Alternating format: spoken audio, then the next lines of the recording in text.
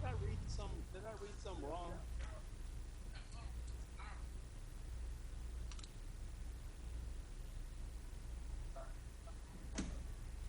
Did I read something wrong, or did we agree to 600,000 for the Clinton Grill, or is it? I thought we agreed to 10,000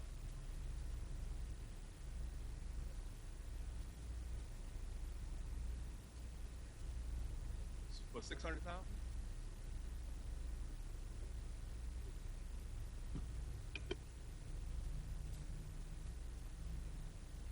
Good evening. We're going to call to order the 248th session of the 10th Council, August 10th, 2021 at 6 p.m. at the Bowen Center, 52 Bagley, Pontiac, Michigan, 48341. This is the study session. Roll call, Mr. Doyle. Present. Miller. Peterla. Shramsky. Taylor Burks. Waterman. Williams. Present. Mr. President. Okay, I need a motion to excuse Councilwoman Miller and Councilwoman Sharansky. Support. All right, I'll take the support from Carter. Discussion? Seeing none, roll call. Peterla. Taylor Burks. Williams. Yes. Carter. Yes. 3 days.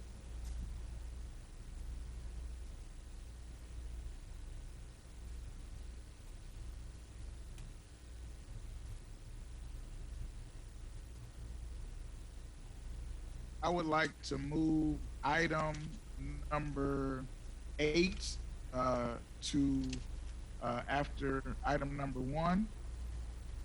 And then I would like to move item number 9 after that. Yep, after 1. And the reason I'm asking for that is we have our chief judge here, but I don't want her to have to wait all night till we get to that point. Is there a motion? Okay, it's been moved by Councilwoman Doris Taylor Burks, supported by Councilwoman Peterla. Any discussion? Seeing none, roll call. Shramsky.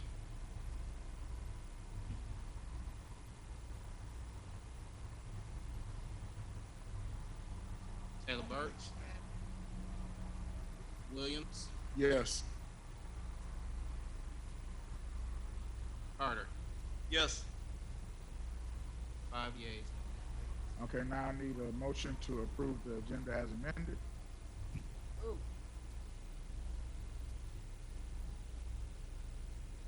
Somebody to support it. Support. Support it. Support. Any? Seeing none, roll call. Shramsky. Taylor Burks. Williams. Yes. Carter. Yes. Peterla. 5 yeas. Okay. All right. Which brings approval of the minutes from August 5th, 2021. Is there a motion? Is there support? The correct minutes are in the agenda. All right, it's been moved and supported. Any discussion? Seeing none, roll call. Taylor Burks. Williams. Yes. Carter. Yes. Peterla. Shramsky.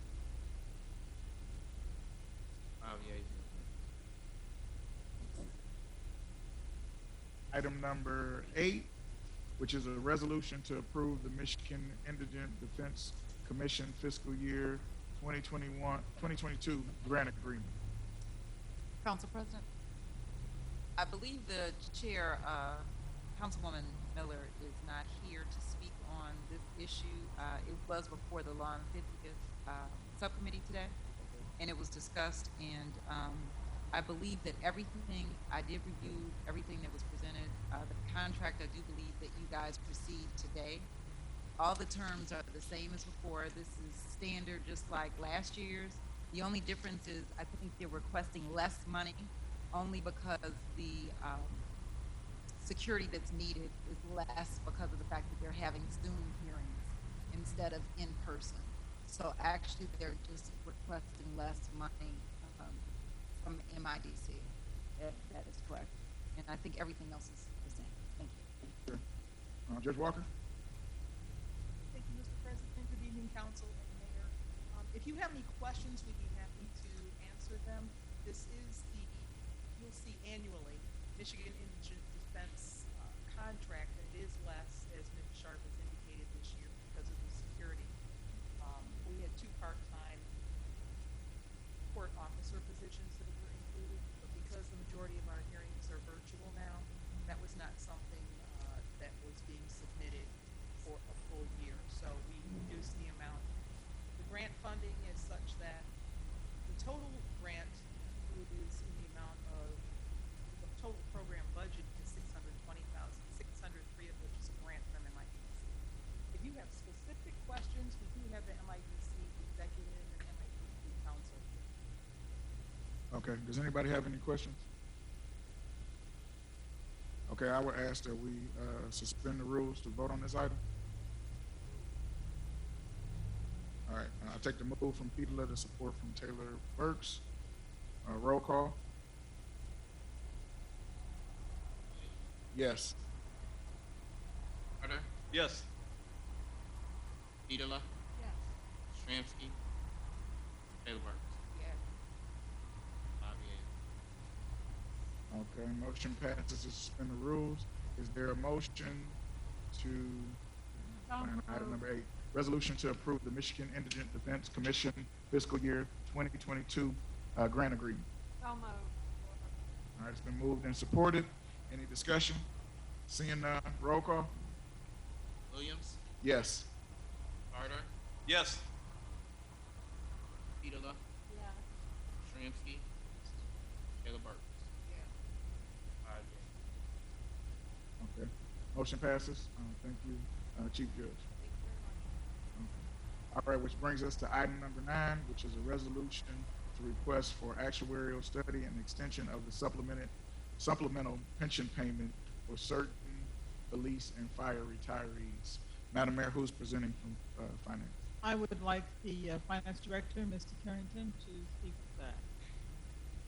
As he approaches the podium, thank you for passing a similar resolution for the actual study for the GERS, General Employment Retiree System, last week.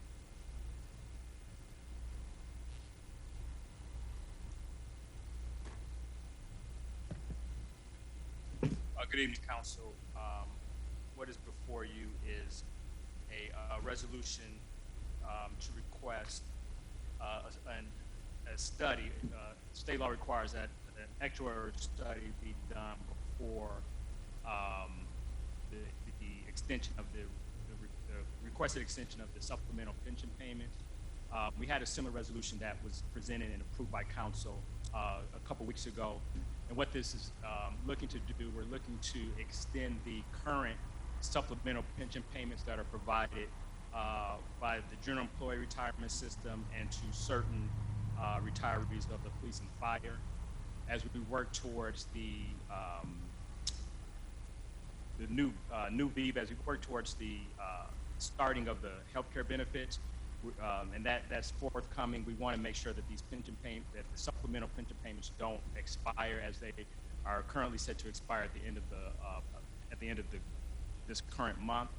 And so we're seeking a request to get the cost study done so that we can extend this payment so that it continues on until the new VEBA is able to provide those benefits. We're working towards that. Several steps have been taken to do that, to get that accomplished, but it won't be done in order to meet the deadline for the expiration for the current authorization for these supplemental pension payments. So we're requesting that the study be done, and similar to the GERS, once the study's completed, we will then be bringing a resolution requesting a short-term extension through the end of the month, through the end of the calendar year is the plan, which will provide time for the new VIVA to get started with the providing of healthcare benefits for retirees. Okay. Anybody have any questions? Mr. President, I just have one. Ms. Carrington, was there an actuary after the court settlement for 18? I'm sorry? Was there an actuary for the police and fire for the year of 18? They are required to do actuarial studies each year, so that has been done. Was that available? Yes, certainly. Okay. Yep. Thank you. Anybody else have any questions? Pass to suspend the rules to vote. Support. Has been moved and supported. Any discussion?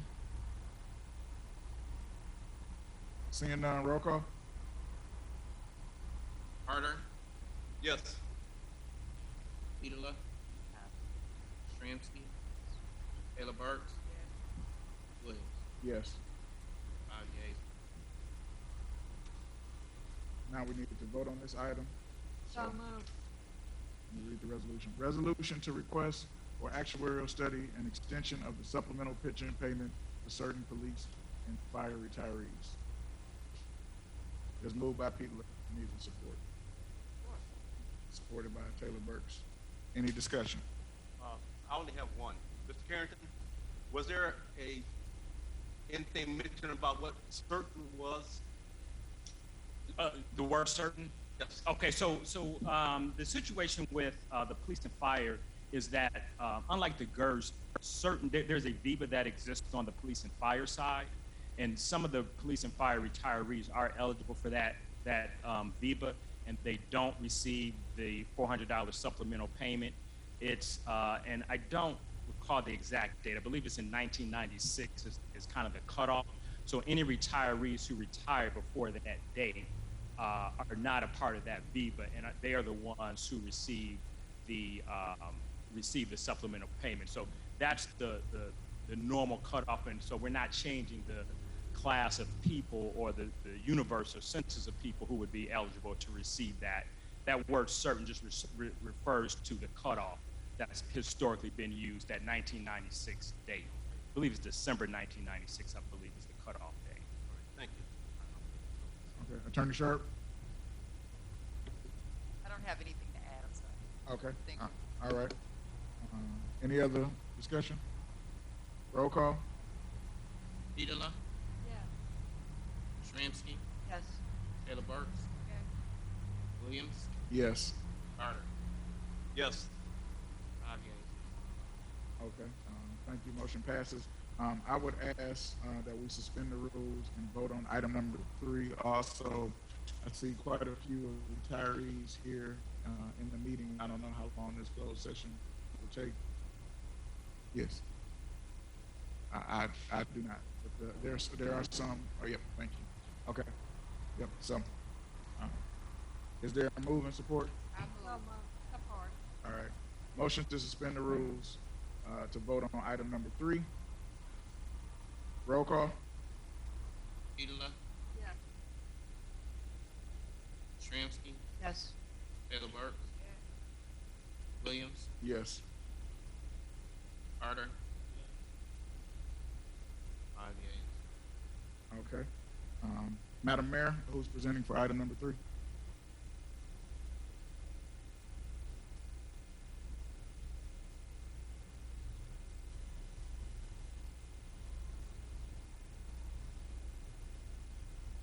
Good afternoon, Council. Thank you for having me.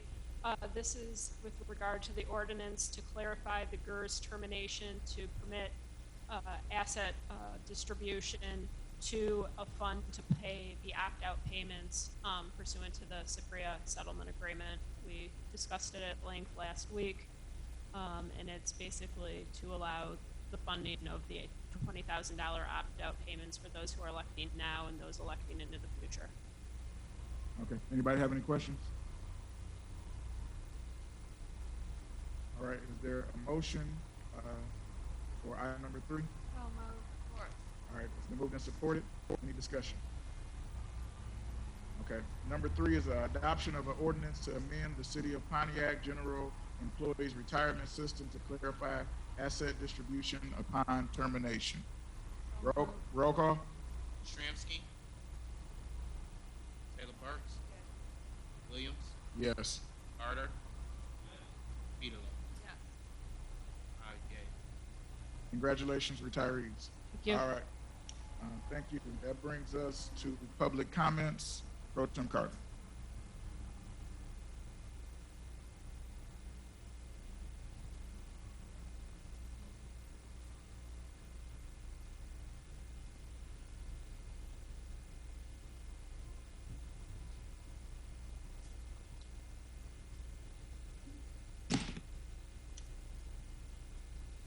Is there a clock somewhere? Okay.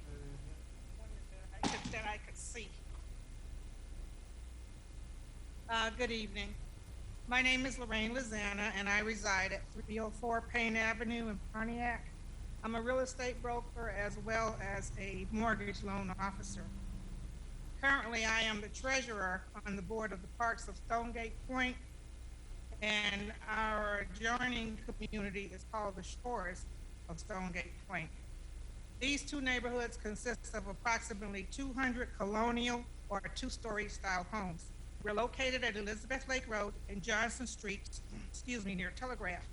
It has come to our attention that there is a builder in our neighborhood called Century Complete Homes, who is proposing to build 1,400 to 1,600 square feet of ranch-style homes in our community.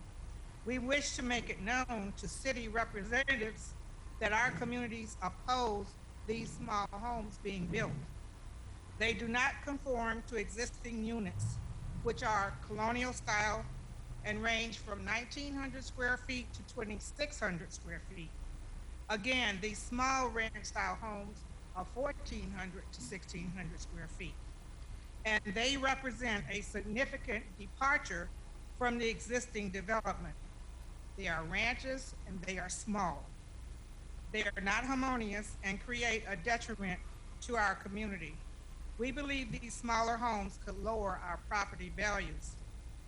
While it's not been verified by me, some research on the internet of the Better Business Bureau of Century Communities indicate some of the following complaints about the builder. Some of the current homeowners are disappointed, had nothing but issues with the builder, flooding of their properties, large sinkholes in the front yard, kitchen cabinets falling apart, plumbing issues, and some just say stay clear of the builder. As far as I can tell, there are 12 pending sales of colonial homes in our community, and none of the ranch-style homes have been sold so far.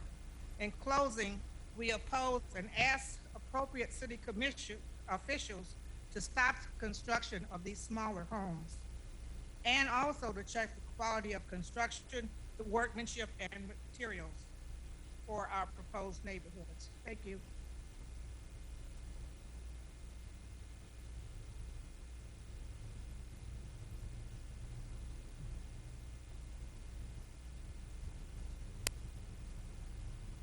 Good evening, everyone. My name is Robert L. Bass, Executive Director of the Community Assistance District Council. Could I have all of those that are here with me this evening stand up, please? Thank you. This is Citizens District Council. I'm here to discuss a meeting that took place July the 28th at New Hope Church, and the topics were Power Week, Roadkill, Motorella, and also they discussed vendors and traffic. Now, we are vehemently opposed that you would have a town hall meeting at one facility and not notify any of the residents, the leaders, or even the council person. So we're very offended that you had this so-called town hall and no one was notified. And you made decisions that affect our lives. So what I'm really here about is this $36 million. You use the term town hall. Town hall means community. Okay? It's been announced several times that the mayor and deputy mayor were going to hold town halls all over the districts. Okay? I don't only have District 1 here, I have several districts here to hear what you have to say. Because point of fact is, when you say town hall, we don't know if you mean town hall or just a meeting. And you said you're going to have these town halls in every district. Well, when you have town halls, you're supposed to notify people. This first meeting gives us pause to wonder what you're going to do when you have these town halls, especially when you talk about $36 million, which 18 million is already in your hands, supposedly anyway. So our concern is that you're going to use these town halls and also use particular community people to say that they represent the district. New Hope Church, although I'm very familiar with it and we're very good friends, they do not have the congregation to represent District 1. This meeting was held with M1 Concord and all its directors.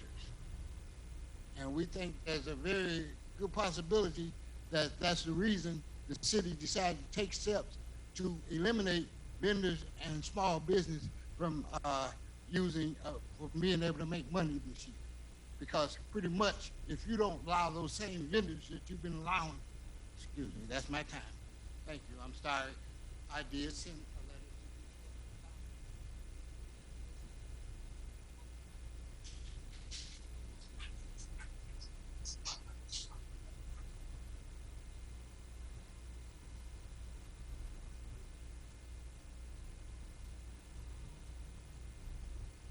It is my sincere hope that whoever becomes mayor will take some important lessons from the fiasco we have witnessed the past 8 years.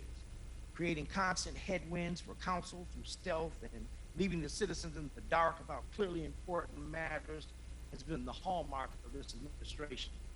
The meeting, which was labeled as a town hall, which was convened at New Hope Church regarding roadkill, Motorbella, and some of these other issues, and the M1 Concord CEO with the CEO there, and others to discuss street closures and other issues related to these events was not made public enough. Why were citizens not contacted in a meaningful way since this was billed as a town hall?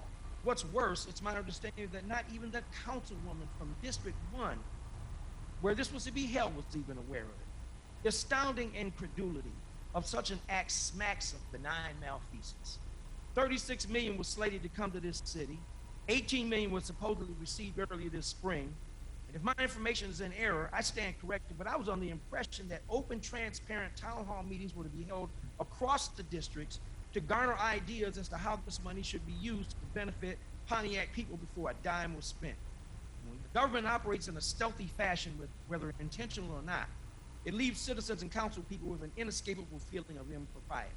Complete transparency alleviates this perception, and an aggressive information campaign to alert citizens of meetings in accordance with the Open Meetings Act will provide us all with the opportunity to be included in any and all conversations which may affect our lives. Now, if time allows, I would like to also address the condition of the Phoenix Center. It is a shame and disgrace that not even an effort to clean it up where it faces downtown with trash, people drinking and carousing. It smells like urine. Debris is everywhere, and that's tolerated. That issue can be controlled if someone gave a damn. The same goes for the Oak Hill Cemetery, which was beyond disgraceful. I went out there and took pictures of cracked gravestones and destroyed memorials, urns with fallen trees. The roads are in many ways becoming impassable. My mother, father, and daughter are buried there, and it's disgraceful. In all fairness, though, mere chainsaws cannot alleviate this present problem. A literal crane will be needed or some other heavy equipment to take care of it. I understand bids have gone out, but no takers. Something must be done, however, as when our dead do not rest in peace, it leaves us on this side of the dirt without much hope for fairness either.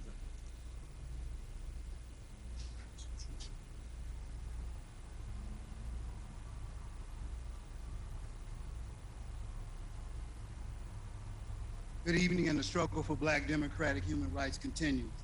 The topic of my address this evening is some thoughts on Black health. Over the past 20 years, I've addressed the very, very serious health problems of major chronic diseases affecting Black folks here in Pontiac. Indeed, over the past 2 decades, right here from this podium, I exposed Black folks' severe health problems and advocated that mayors and council members do something to address it. For the most part, my advocacy fell on deaf ears, despite the fact that during this time, Black mayors and city council members knew that Black folks were dying disproportionately from chronic diseases. They knew that their Black family members, relatives, and friends were dying from chronic diseases. Yet, due to their indifference, ineptness, or whatever, they did nothing to politically intervene. Yes, Pontiac mayors and city council members did nothing or very little to address Black folks' health specifically, nor all citizens' health in general. Y'all want to hear something? Pontiac's own city charter does not address citizens' health. No mention in the charter means no policies and procedures regarding citizens' health in this city. The first time I heard city officials address health was last year when they stated systemic racism was the public health problem. For the record, this evening, I am demanding that Mayor Waterman develop and issue a mayoral proclamation that addresses reducing African American disproportionate chronic diseases and improving the citizens' health in general. I'm demanding the same thing from City Council in the form of a resolution. With the time I have left, I want to address the COVID-19 vaccine and Black folks. Let me state this very clearly. From my perspective, getting the COVID-19 shot is a personal decision. However, what's disturbing to me is I hear many Blacks aggressively tell Black folks not to get the shot. I got into some recent conversations with anti-vaccine Blacks. What I highlighted to them was, what was their alternative to the shot? Y'all are against the shot, but what are y'all for? What's y'all prescription advice defense against the new deadly Delta variant of COVID? You got over 40% of Black folks medically compromised with heart disease, hypertension, and diabetes. 40% of Black men and over 70% of Black women are medically compromised with obesity. Many Black folks have poor diets and don't exercise. The anti-vaccine folks tell them just don't take the shot and accept their fate with no alternative. That's some hell of a negligent advice to me. I'd like to end with this.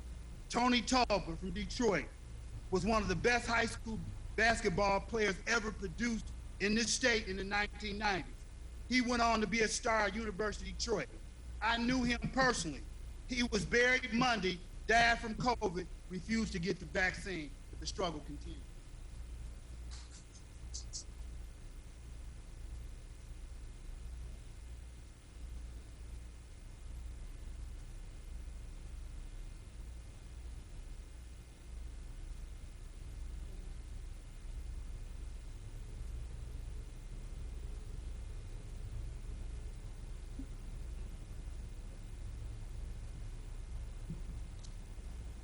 Good evening, Mr. and Mrs. Pontiac, community at large, and governors. My name is H.B. O'Maxey. I'm speaking this time as a contractor, a federal certified contractor. My organization has reached an agreement for SOS, Strategic Quality LLC. We are in need of workers, production workers. I can't read, at least I wanted to read all of the flyer. If you know of anyone in this city who needs an opportunity to work a permanent working position, please call 248-762-4953. We will begin this Friday between the hours of 9 and 11. It's very important that you contact ML Resources, and we will process. Second part, information. I see that DPW has a resolution before the council to spend another $1.2 or $3.5 million. Had several meetings with DPW. It was said we can't find any minority black contractors. So why is this resolution before? This city continues to send contractors outside of the city of Pontiac, invite them for our RFP, request for a proposal, and this comes up. I hope the council do not sign this. We're still waiting on Pontiac Public Works to meet with us again to find out why you don't have an order. Number one, I strongly suggest that the mayor have an executive order that will dictate the percentage wise of contractors in the city of Pontiac and have a contract compliance officer. We have none. When I say percentage, we should at least be getting 30% of the contract. Here's another $1.3 to $5 million waiting on the council to approve. We don't need that. I can't find one. I can't find one. Part of the solution is that you call 248-762-4953, and our organization have jobs, and we will process your application again. That's on Fridays between the hours of 9 and 11 this week. Next week we will extend it to 2 days. But please, mother, father, sister, brothers, whatever, call the number if your siblings, your brothers, sisters, offspring need a job. Thank you very much.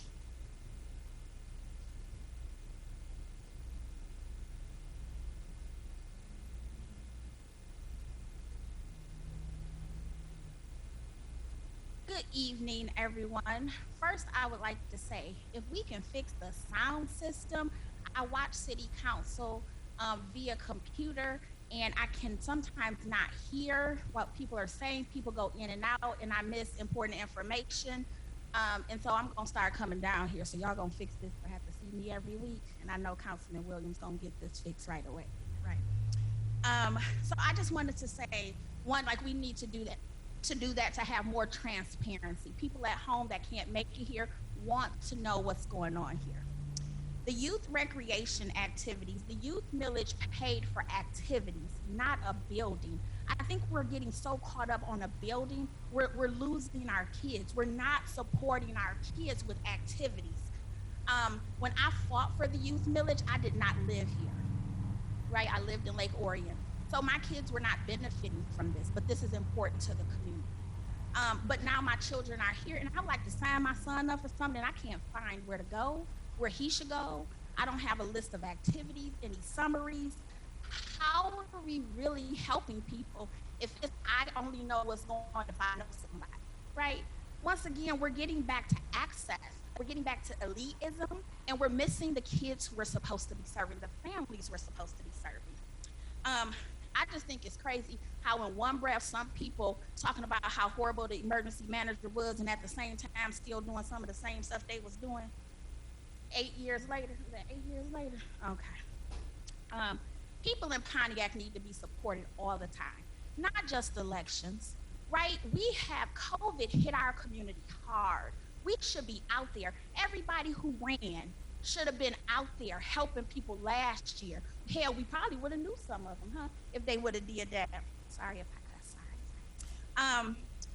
I just want to say we got to be more committed all the time. And everybody that's sitting up there serves at the pleasure of the people who vote for them, right? And if you're not doing your job, you're not going to get reelected, as we have seen, right? Our people need help. Our people need support. Our people need not politicians, but elected officials who care about them all the time. Not just sometimes, not when it's time to run. I'm not running for anything. I'm semi-retired, right, Sean? So I just want all them people who ran and lost to continue to support. Sean Preston for the people. Even after he lost his race, he is for the people. We need everybody who did not win to continue to do the work of the city. Our city needs this. Money is coming. I heard the mayor refer to it as Biden bucks. That was very disrespectful. This money needs to be used to help our city, right? We're not gonna get, this not unlimited dollars, right? We gotta be strategic on how we spend this money, because if we start doing the friends and family plan, we gonna be hurting. Thank you.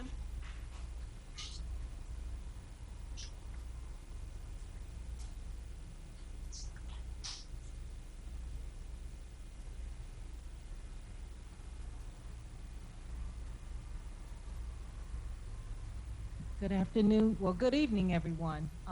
I am Julia Ruffin, and I wanted to say that I am honored, one, to be here before everyone. We just had an election. I want to thank everyone who ran. I want to thank everyone who came out to vote. You know, a lot of people died for us to have that privilege to vote, and we had a very low turnout. But kudos to those who did come out. I want to thank the candidates who ran exceptional races, demonstrating dignity, being respectful of one another, their camps. I want to thank you for that. I want to say a special shout out to Sean Preston. I also want to share a little information. There's a free, every Wednesday, there's free food distribution, 30 pounds of nutritious groceries. That is provided by Gleaners. It's from 9 to 11 every Wednesday at the Oakland County Farmers Market. Anybody can access this service. It's free. You don't have to have identification. You can drive up or walk up. No appointments are needed. So I wanted to share that information with the community. Thank you.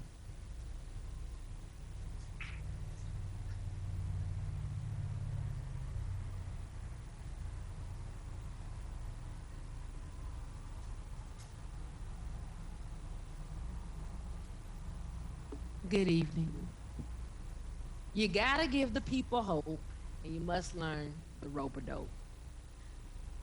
On October the 30th, 1974, there was a historic fight between the undefeated heavyweight champion George Foreman, who was the establishment champion, and the former heavyweight champion, the controversial figure Muhammad Ali.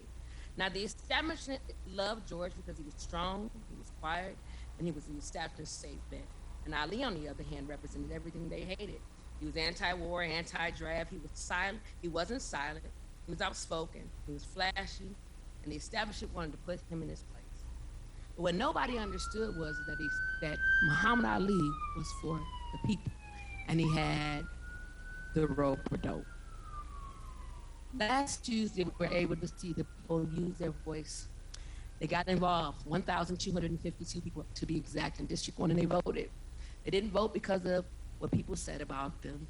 They didn't vote about what people thought about the other candidates. They used their conscience's right to fight. And they learned, what I've been learning is that you have to use the rope-a-dope. This race does not have to get negative. No one should be scared to put their signs out because people want to throw human feces on there. But that has happened to me. No one should be afraid that they're gonna get pictures of their house taken with their garbage. And it's been posted on Facebook, but that's happened to me. At some point, we have to get beyond not liking a person and actually get to the place. We can't talk about elections. Okay, I'm sorry, sir. Point of my thing is simple. I wanted to thank everybody that actually voted last week. I wanted to thank the people who had the courage to use their own voices. And lastly, I wanted to say that November the 2nd is right around the corner. We cannot waver. We cannot get unapologetic. We have to do what we have to do. And the people will vote for the right person. Thank you so much. Have a great evening. Again, just want to make sure that everybody knows that the rules are clear. We cannot do any endorsement of candidates and the facility. So.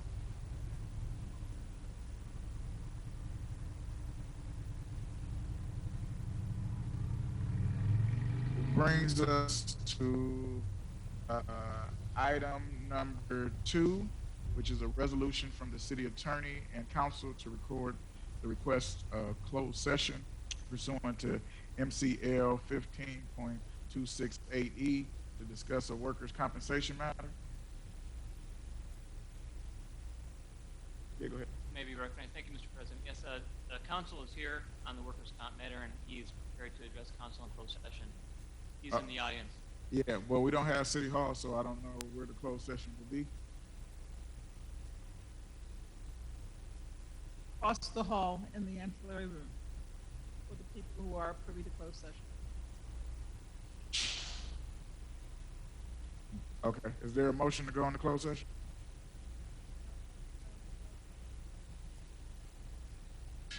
Okay, it's been moved by Petula, supported by Carter. Any discussion? Seeing none, roll call. Taylor Burks. Williams. Yes. Carter. Miller.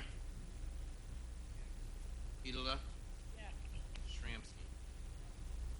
6 yeas.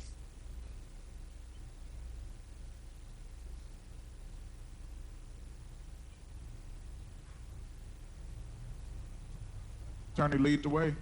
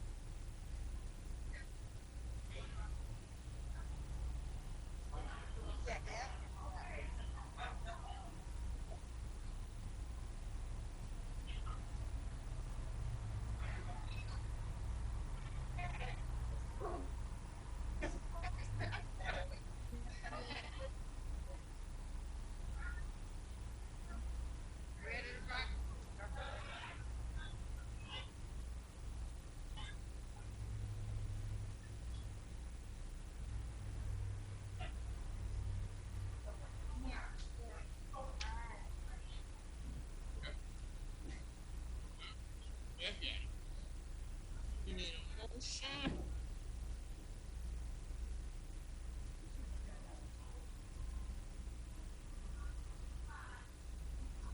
Oh, that's right.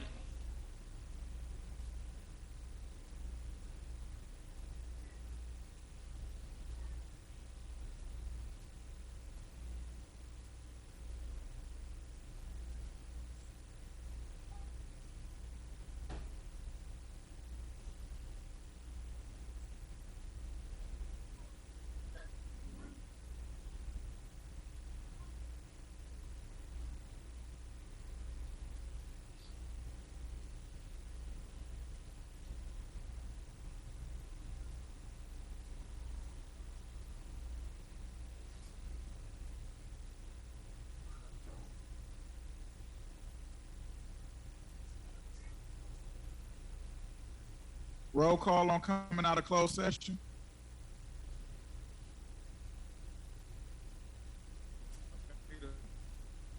All right, it's been moved and supported. Any discussion? Roll call. Williams, Yes. Carter, Yes? Miller, Petola, Shramsky, Yes. Taylor Burks. 6 yeas. Attorney?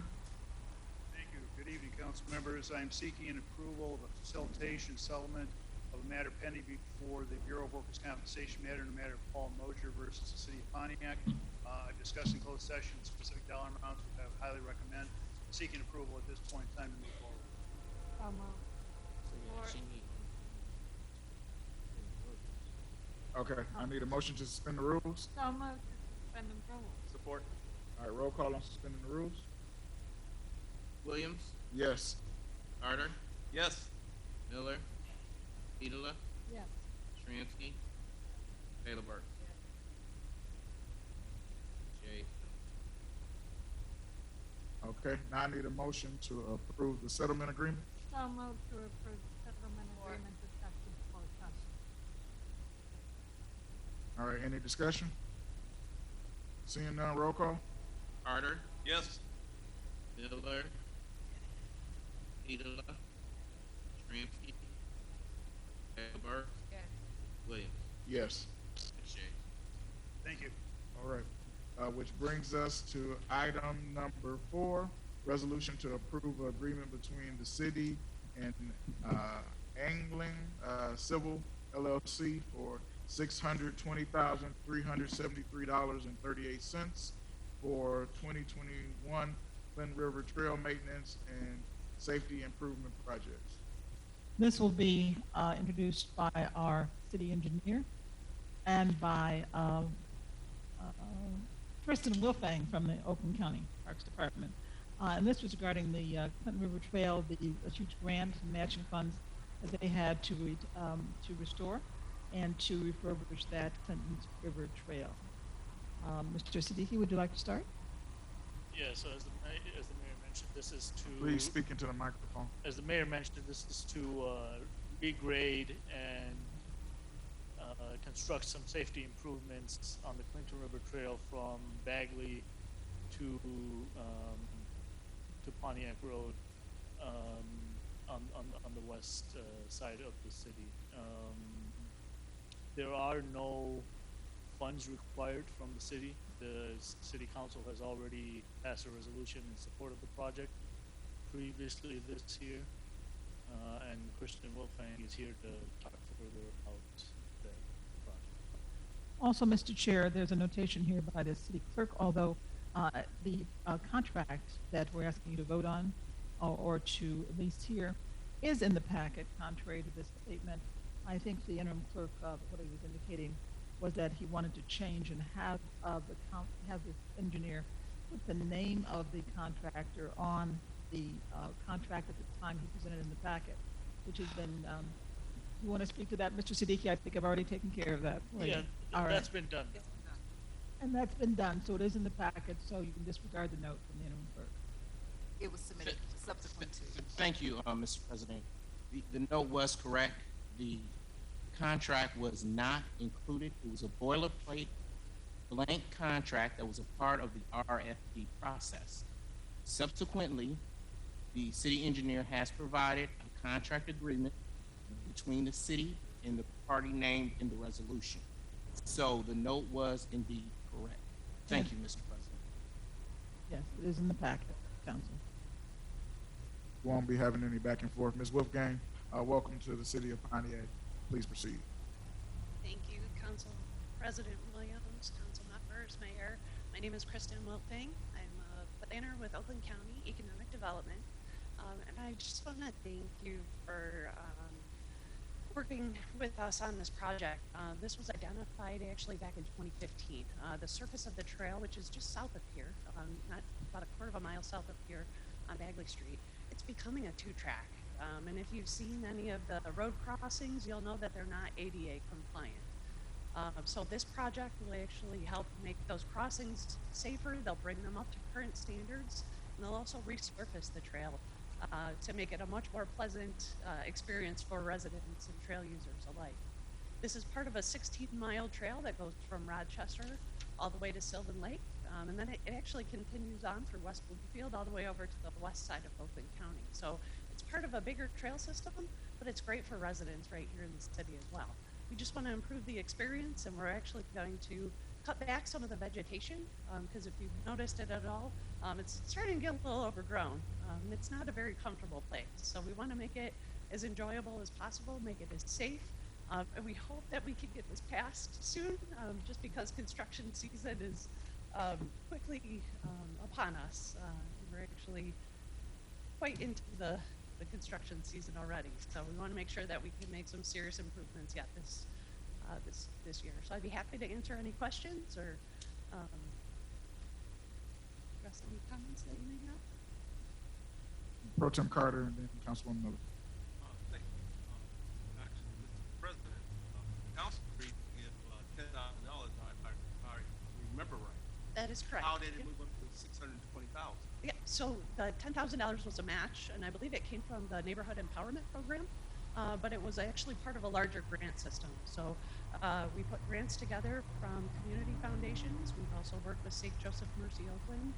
The Pontiac Collaborative, Funders Collaborative is also a member of this project, and then the Friends of the Clinton River Trail have also put in money. So all of the funds have been in place. We just need your approval to award the contract. But yes, you're correct. The $10,000 from Pontiac has already been received, and that was approved last year.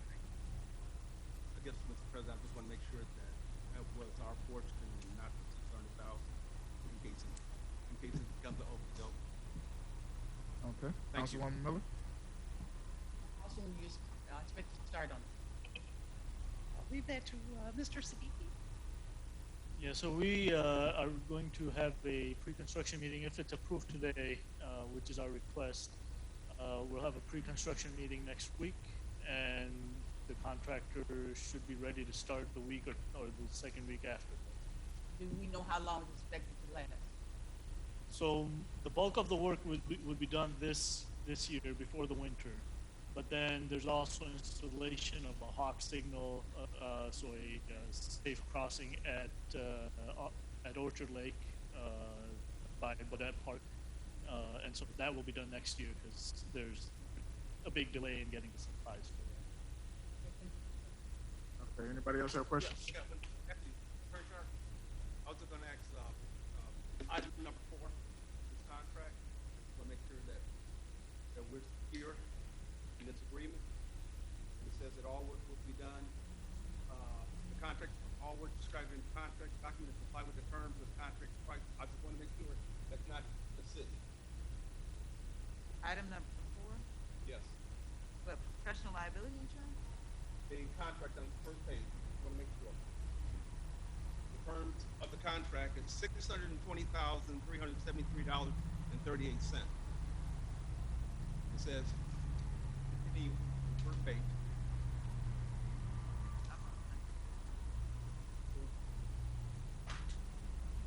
Want to make sure. Oh, Yeah, 4 and number 5. Make sure. What is your question? I just want to make sure, because I believe it says when it pertains to number 5, that the city will pay the contractor that sum. Again, what is your question? Are we liable for 620,000? The city gonna pay 620,000, or we're paying what we agreed upon, 10,000, and the final payment is that. If it is, we shouldn't have that contract. We should have just what we respond to. If, I guess, again, I'm a little confused. So are you saying because the city's portion, again, Is the city paying the contractor $623,000? the contractor shall commence and complete construction of this project, right? Yes. And so, again, the contractor has to be paid the $620,000. Right. And that's But the funds are But the coming funds from. are not coming from the city. why I wondered, that's why I mentioned that number 5. Is that what it says? The city will be Even processing. though the city is going to pay it, it's not coming from the city's coffers, correct? Right. It's, but yes. Okay, I'm just trying to make sure. Thank you. Anybody else have any questions?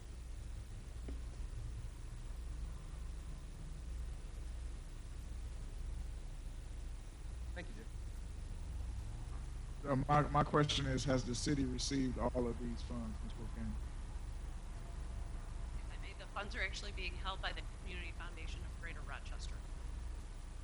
Okay. So, Mr. Siddiqui will approve the invoices, and then the funds will be distributed by the Community Foundation of Greater Rochester as they pass through, on behalf of the city. Okay, that needs to probably be referenced in the resolution. I remember when you guys came last year, they had those, how it was going to work in the resolution that we passed. This one does not reflect it. It just has, whereas the city's identified the lowest bidder, and then it says the Pontiac City Council authorizes the mayor to enter into a contract with Anglin Civil LLC for $620,373.38 for the 2021 Clinton River Trail Maintenance and Safety Improvement Project, with no reference documents. We can modify that resolution. So, yeah, so if you can come back next week with that, with exactly how it's gonna work included in the resolution. And then we would, it would also be good to kind of honor some of those, groups that came up with that large sum of money to help. So I think that would just be helpful to have in the resolution so people will know that this was helped by, the Clinton River Trail people and others. Okay. Yeah, okay. All right, item number 5. Item number 5 is a request to approve the agreement between the city and Audia Concrete for the fiscally distressed cities, vehicles, and townships downtown sidewalk project. This is a grant that was received from the state of Michigan to repair sidewalks in downtown, and we prepared a public RFP and selected the lowest qualified bid. So was there only 2 bidders that submitted for this? There were only 2 bidders. Council President? Yes, Attorney Sharp. I do have a question, and I guess this would be more for Mr. Siddiqui. In here, it says that there's a possibility, so that, I guess it's on page 2. The team is aware that some buildings in the downtown area were constructed with the underground vaults that extend into the city right away beneath the sidewalk. The vaults have not been inspected. If uncovered during the construction, it is expected that the cost to repair or abandon vaults would be significant. Therefore, we are recommending the city budget additional funds for construction contingency. So have we done that? Yeah, we have. We requested that in the budget amendment. So this, in the budget amendment or in for this? Because this is asking for the 473,760. Right. So you wouldn't put it with this? It's not in the 473. So the only time that those funds would be expended on vaults would be if we actually run into any vaults during construction. Our expectation is that most of the vaults in downtown have already been addressed. But if we uncover any, then we do have some pay items in the contract and pricing in the contract to address those. And so To where ensure would that public come from, those additional? So funds? those funds, it's not, we can't estimate how much that cost would be right now. Those are as needed, items. So we're requesting a little bit extra in the budget amendment. We requested a little bit more than the 473,000, for this project. In the budget amendment, you mean the other items that are separate from this? Yeah, we're not requesting a budget amendment here. Right. This is the budget amendment that we requested separately. But I suppose so- that's why the council needs to know, because you're asking for an overall budget amendment. So we've This requested 500,000 for this project. So, Mr. Siddiqui, can you bring all the documentation so we can approve or disapprove everything at the same time? It makes no sense to approve the 473, and then the council could turn around and not approve the 25 additional, and it's not there. Well, those are the budget amendments that were brought before, I believe, that Mr. Siddiqui is speaking of. No, but we voted those down, is what I'm saying to you, so I don't know how you bring one without the other. We didn't address those budget amendments. Oh, yeah, we referred them to the finance. Yes. So when they bring them back to the finance, oh, well, I'll be voting, what, never mind. Anyway, Thank when they bring them to the finance, when they bring it to the Yeah, we'll finance discuss them subcommittee, in the finance. we can discuss it. Thank you. Okay. So, well, it's not a voting item anyway. So if they have a finance, then it'll be going to deal with it next week. But I just wanted to make council aware that that's a possibility. Yeah, there's a possibility be this project required. would cost more than 470. Right, may not be required, so it's up to council whether or not you want to approve this and then deal with that potential budget amendment later. Right. Or if you want to take it as a whole, but I just wanted to make council aware. Thank you. We're gonna move on to item number 6, resolution to approve a contract between the city and Catskill Remedial Contracting for $287,020.30 for the Collier Road landfill stormwater spillway repair project. Yes, the Yes. Collier Road landfill, as you know, is only partially closed, and so the city is still responsible for some of the remediation that goes on. Mr. Siddiqui can do that, and once again, the contract is in your packet for your review, and we did put the name of this particular contractor for your consideration. Right. So the Collier Road landfill is closed, but there's still some monitoring and other environmental concerns that we are held responsible for by the state of Michigan. And so this is one of those where stormwater spillways at the landfill have failed, and so we had to come up with this project to repair those spillways. We put it out to a public bid.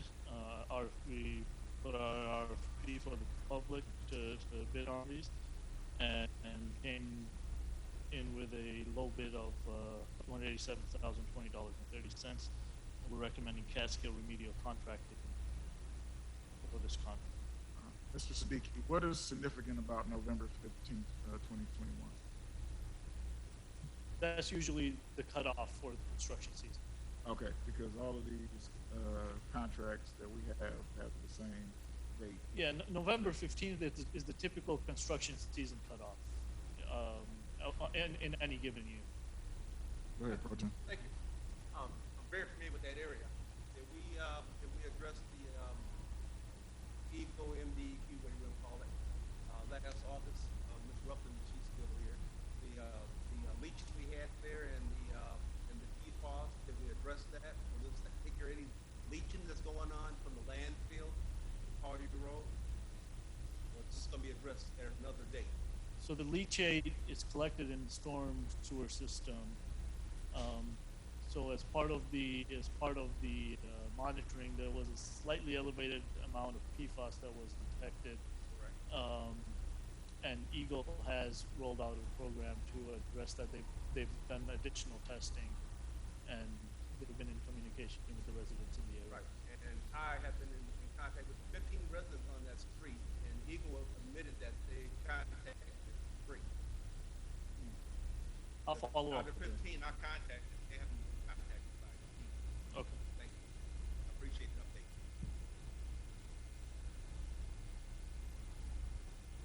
Number 7, resolution to approve the city to enter into agreement with Amnesty Air Duct Cleaning and Installation to perform air duct cleaning services at all city-owned buildings not to exceed $79,060. Yes, and this is for all 5 city buildings that are city facilities maintained. And this saves us $170,000 that was proposed by the previous DPW director. And this is I think the last item that council wanted to be done, air duct cleaning, in addition to the improvement of the sound system by purchasing the additional improvement equipment in order for council to move back to council chambers, as the public is mostly wanting to do. So we can get the duct cleaning done over time by the 5 facilities, and that will be completed if this bid is accepted. Mr. Siddiqui? Yeah, so these are, we put this out for an RFP last year, and Amnesty was one of the contractors that had presented bids. The lowest bid was actually Clean My Air, and Dan Ringler, the last DPW director, had recommended that they did not meet the standards necessary to do the work. And so Amnesty is the second lowest bidder, and this is the pricing that they gave us here. Noted for the record that when we passed the resolution almost a year and a half ago now, it didn't just include getting the sound system for City Hall, it was the actual renovation, and so I believe that we coupled the improvement to the camera systems, the sound systems, and the upgrading of the council chamber studio all together in one resolution. So, Mr. Siddiqui, I would like that resolution to be included for next week so we can vote on it all at the same time. I am glad that you guys got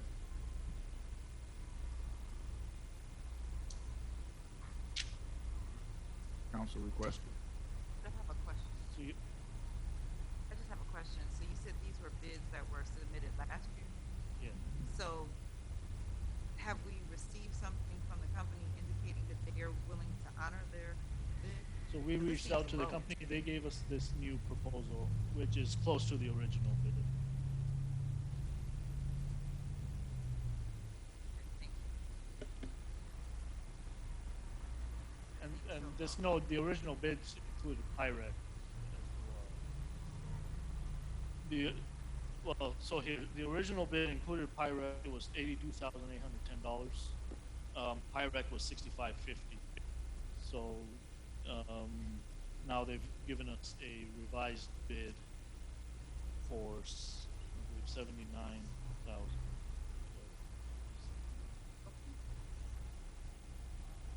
Yes. First of all,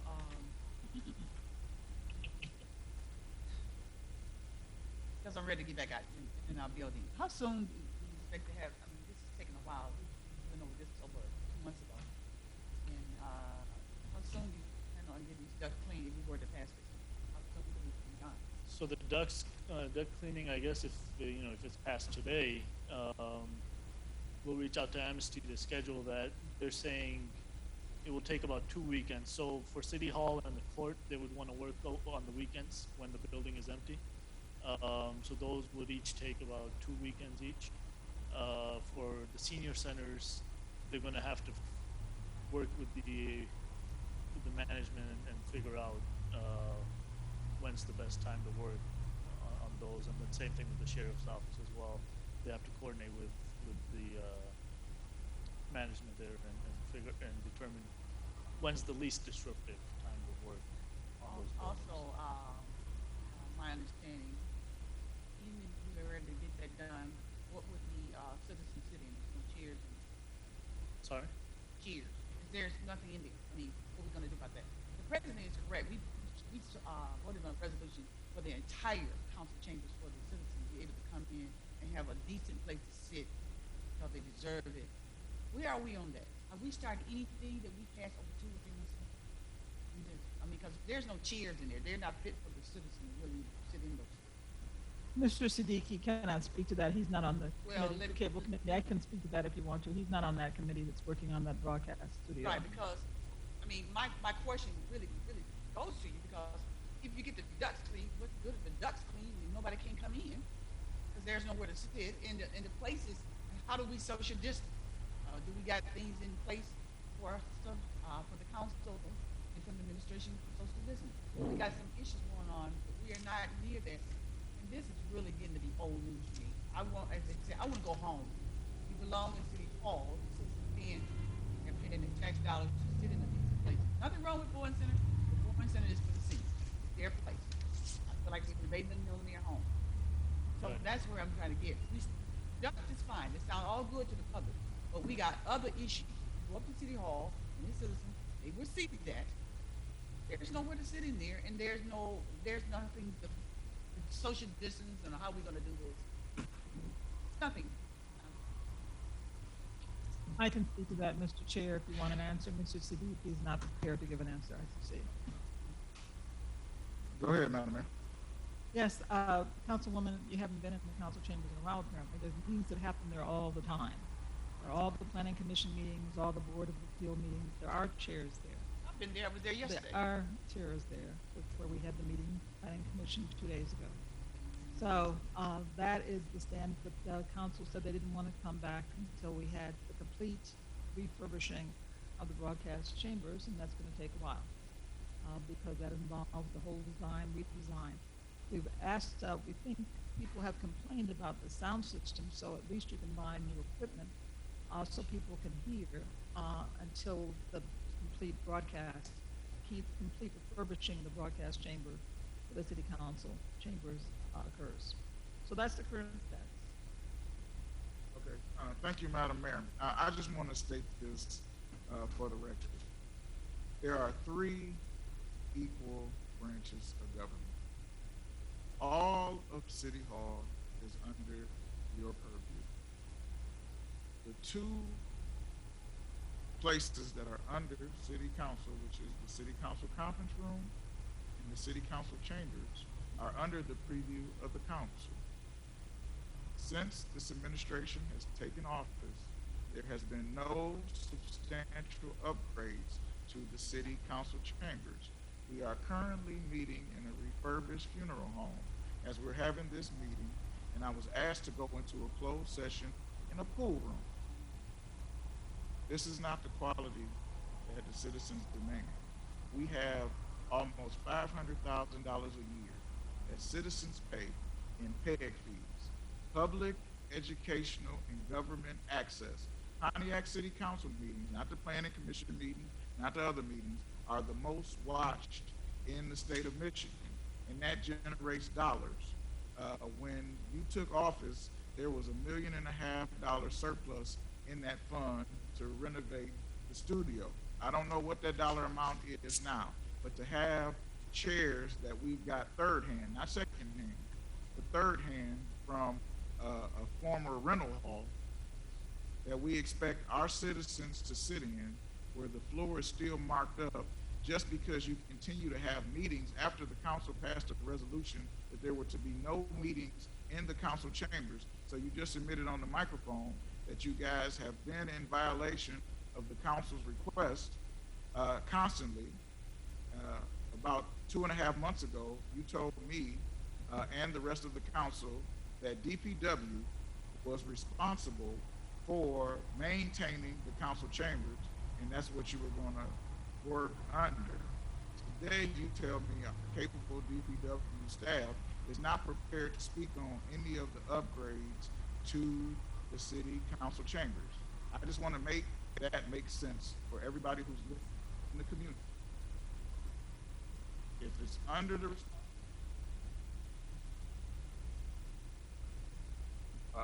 what is going to happen to the studio, and no plans or rollout for renovating this, but we're going to clean the air ducts with a bid that comes back higher than last year's bid for least amount of buildings.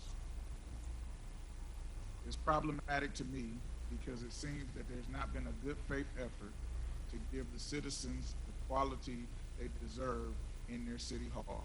I go to other city council meetings their rooms are state of the art because they take care of their citizens. If you go to Auburn Hills, if you go to Westland, if you go to Kego Harbor even, their rooms are not only multi-purpose, but they are quality rooms. And I believe the citizens of Pontiac have been saying they deserve better. People are sitting in this room now because they have issues that they care about, but they don't prefer to be in a room with taped up walls and duct tape and all this other stuff that we have. I don't even have plexiglass in front of me in order to be safe, Madam Mayor. And so one of the things we can do, I got the same amount of time you got left. Let's get the city hall done for the next people that sit in these seats to be able to come in, especially the swearing in that happens in January, right? Everybody gets sworn in January 1st, and it would be great for them to be able to come to a city hall that we can be proud of, to have invitations, because I remember when we did a joint presentation with the council, that also, but we had a strolling buffet, you had music downstairs, it was a classy affair. Right now,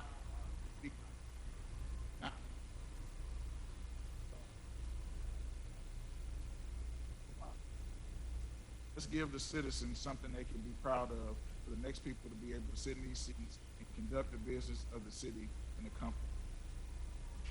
Move on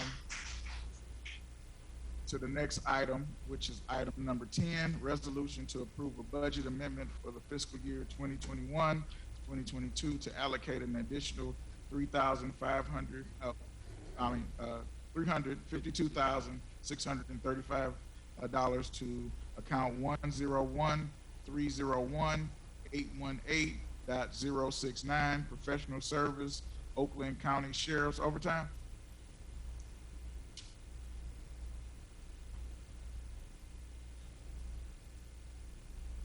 The first item is to add back into the budget the money that was taken out by council, as now you realize you do want to restore the overtime so we can have the 7 additional duties that are necessary for city safety. And as Mr. Carrington takes the podium, I will tell you that the cable department is the one that's taking care of refurbishing council chambers, and that process is underway for the benefit of the citizens. Mr. Carrington? Thank you. To the council, this item is being brought back before you. It was discussed at a recent meeting. As you know, council, in the current fiscal year budget that you approved back in June, put some additional monies into the public safety budget, specifically for the Oakland County Sheriff, for a couple purposes. One was to add a traffic enforcement unit, and then additionally, money was put in for some additional deputies. In working with the Oakland County Sheriff, I believe the plan for that deployment is to work on targeting the neighborhoods with those additional sheriffs. As we presented to council, part of the challenge was that the reduction in the overtime budget that was approved by council was not going to allow for the full deployment that had been presented in the mayor's recommended budget. And so we had presented council with this recommended restoration of the overtime that had been cut in the approved budget. We did have a discussion during the finance subcommittee where Captain Ewing was present and explained the plan for the current fiscal year. And we are, in support of that restoration, which would allow for a full increase as had been initially contemplated, which again is the 3 deputies that would be comprising the traffic unit, and then 4 additional deputies that would be focused more so on the neighborhoods and public safety in those particular areas. That's item number 10, that particular resolution. And then I'll speak to the resolution number 11 at the appropriate time. Okay, is there a motion to suspend the rules? I just have one question. Okay, go ahead. Carrington, and so the public will understand, because I was very adamant about community policing within the city and the neighborhoods. So we currently have 4 officers that's going to be doing community policing, so the citizens can understand that's what's going to happen with this money that we're about to approve, and 3 patrol officer additions Yeah, so the three are for the traffic, I'm sorry, for the traffic. traffic enforcement. Yes, Councilwoman. And then the four are gonna be additional deputies that, Captain Ewing is focused on deploying, and having those resources directed, towards the neighborhoods. And you don't know till, now, the next one to start, the next actually is going to start. No, I would look to Captain Ewing to provide those details, and we can certainly speak with him and get that information. But we have not, I have not had that particular conversation with him just from as it relates to the operational and timing of it and everything. But we did let the Oakland County Sheriff know that the money, as the money got approved by council, that the money was available and that we were looking to make those requests. So that request is in process. All right, I would ask for a motion to suspend the rules on items number 10 and 11. Okay, it's been moved by Councilwoman Peters. Who's the support? Supported by Councilwoman Shramsky. Roll call on suspending the rules. Miller, Yes. Petula, Shramsky, Taylor Burks, Williams, Yes. Carter. Yes. 6 yeas. Okay. Item number 10 is a resolution to approve a budget amendment for fiscal year 2021, 2022 to allocate an additional $352,635 to account 101301818.069 professional services, Oakland County Sheriff overtime. Is there a motion? All right, it's been moved and supported. Any discussion? Seeing none, roll call. Petula, Shramsky, Taylor Burks, Williams, Yes. Carter. Yes. Miller. All right, item number 11 is resolution to approve a budget amendment for fiscal year 2021 to 2022 to allocate an additional $30,000 to account 101301818.068 professional services, Oakland County Sheriff. Is there a motion? All right, it's been moved and supported. Any discussion? Seeing none, roll call. Shramsky, Taylor Burks, Williams, Yes. Carter, Yes. Miller, Petula. All right. Motion passes, which brings us to item number 12, resolution to approve mayor's appointment of Mark Holland as deputy mayor. Madam Mayor. I did notify the interim clerk that I was withdrawing that from the agenda for this evening because the contract employment agreement that you had asked those certainties be put into has not been completed yet, so it is not ready for discussion here. So I had withdrawn that. Okay. All right. Can I get a motion to move this item to next week? What? Oh, it'll be on for next week. Anyway. Okay. All right. Well, which brings us to item number 13, American Rescue Plan. Madam Mayor. Yes, the American Rescue Plan, otherwise known as the Biden Bucks, which is in common parlance, is the $37.7 million that I have said I would like to have town halls all over the city. And so those are as you're going on. We're going to talk a little bit more about it tomorrow on the Zoom webinar conference, Conversations with the Mayor, as well as some of the other legacy projects. So that can be found online or on Facebook Live, 1 o'clock tomorrow.